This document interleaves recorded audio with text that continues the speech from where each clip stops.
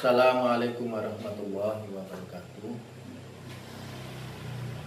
Peserta pembelajaran jarak jauh yang dimuliakan oleh Allah, kita bersua dalam keadaan sehat walafiat. Alhamdulillah. Tema yang akan saya sampaikan, saya selaku kelompok 1, yaitu Nur Wahyu Eko Pramono, dengan nomor induk mahasiswa 19002, nanti bersama Mbak Kholidia akan menyampaikan bab 1 terkait dengan mengapa kita perlu pendekatan baru untuk evaluasi pendidikan jarak jauh dan e-learning. Tema yang sangat sesuai dengan kondisi fakta saat ini. Kita menghadapi kondisi yang begitu terganggunya proses pembelajaran hampir di semua lini, dari tingkat SD, SMP, SMA, hingga perguruan tinggi. Namun hal ini tidak menjadikan alasan bagi kita untuk selalu mengedepankan ilmu. Pendidikan tetap berjalan. Sebagaimana kita ketahui, zaman kian hari bertambah tahun, teknologi yang dihasilkan pun akan berbanding lurus dengan teknologi pembelajaran. Maka dari itu, kami dari kelompok 1 akan memaparkan bagaimana pendekatan yang bisa diambil dalam hal evaluasi pendidikan jarak jauh dan e-learning. 1.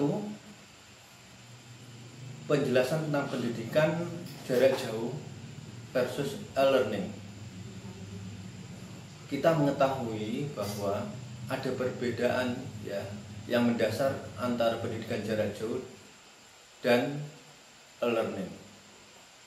Pendidikan jarak jauh itu merupakan turunan yang mencakup semua istilah yang digunakan untuk merujuk pada fisik pemisahan antara guru dan peserta didik. Ini pendapat Schlosser dan Simonson tahun 2006. Sedangkan e-learning, program pengajaran yang disampaikan secara online atau melalui internet, termasuk tutorial yang disampaikan di kampus, pada sebuah lokakarya, kursus yang singkat, ataupun berbasis tempat kerja berdasarkan kesepakatan. Dan e-learning adalah pelatihan yang disampaikan melalui internet untuk mendukung tujuan kinerja sebuah individu ataupun sebuah organisasi. Hal ini disampaikan oleh Karp dan Mayer tahun 2003. Untuk yang kedua, seberapa jauh perkembangan pendidikan jarak jauh dan e-learning itu sendiri. Ekspansi yang kita temui dari pendidikan jarak jauh cepat sekali 10 tahun terakhir ini telah mengalami kemajuan yang cukup signifikan. Hal ini ditandai adanya kemajuan teknologi internet. Kita tahu bagaimana Korea, kita tahu bagaimana Jepang, kita tahu bagaimana Cina, Eropa, Amerika berlomba-lomba mengedepankan ilmu pengetahuan. Otomatis hal ini sangat mempengaruhi bagaimana sistem pembelajaran atau pendidikan itu sendiri, yaitu pendidikan jarak jauh maupun e-learning. Tentunya hal ini dipengaruhi oleh banyak sikap dari warga pembelajar itu sendiri yang concern terhadap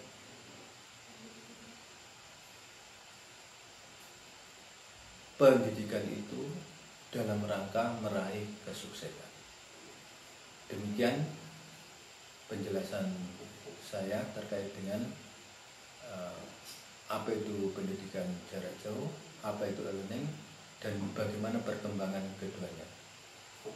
Kita akan lanjutkan yang akan disampaikan oleh Mbak Kholidia. Terima kasih. Baik, jadi evaluasi adalah proses penentuan nilai. Pertanyaannya, mengapa kita membutuhkan pendekatan profesional untuk evaluasi? Konteks yang kita bicarakan adalah e-learning ya. Nah, jadi dengan ada e-learning seperti saat ini, tentu saja evaluasi lebih dibutuhkan daripada pembelajaran-pembelajaran yang seperti masa lalu. Pembelajaran based e-learning, di mana kita menggunakan teknologi sebagai alat yang canggih, tentu saja evaluasi juga perlu lebih kental kita galakan. Itu alasan kenapa profesionalitas dalam evaluasi sangat diperlukan. Pendekatan profesionalitas memang perlu kita lakukan untuk pembelajaran basis e-learning, sebab dengan pendekatan ini kita akan menemukan terobosan-terobosan terbaru atau semacam dari kita evaluasi ya, awalnya bagaimana, mulai dari perencanaannya, praktiknya, kemudian evaluasi. Nah, hasil evaluasi pendekatan profesionalitas ini tentu saja akan membuat terobosan terbaru untuk melakukan pendidikan atau e-learning yang lebih baik, yang lebih kompleks, untuk semacam apa ya, bahasa simpelnya adalah untuk merevisi supaya lebih sempurna. Evaluasi adalah penyidikan secara sistematis. Maksudnya gimana sih? Pertama, yaitu konsepnya bisa dipahami. Yang kedua, memiliki konsep, artinya nggak gerambiang. Nah, konsep yang saya maksudkan adalah memiliki metodologi yang jelas. Yang ketiga, ada organisasi keprofesionalitasan ya, untuk membahas tentang evaluasi ini gitu.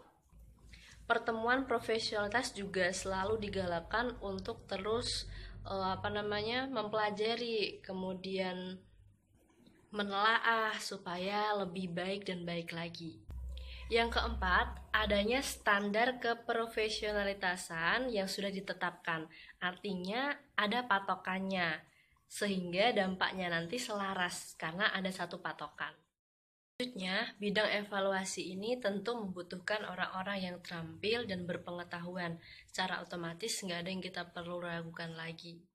Untuk bukti ilmiahnya bisa kita pahami melalui wawancara, survei, studi lapangan, semacam itu. Kepada siapa misalnya ya kan, seperti guru atau pendidiknya, dosen, kemudian mahasiswa, siswa, kepala sekolah, atau siapapun yang berada di lingkup pendidikan tersebut, yang mana nanti kita akan mengetahui tahap-tahap evaluasi atau bagaimana sih hasil dari proses tersebut melalui mereka yang terkait tadi. Hanya pihak pelaku, akan tetapi juga seperti media pembelajaran, kemudian media materi-materi online atau mungkin webnya, semuanya bisa kita evaluasi.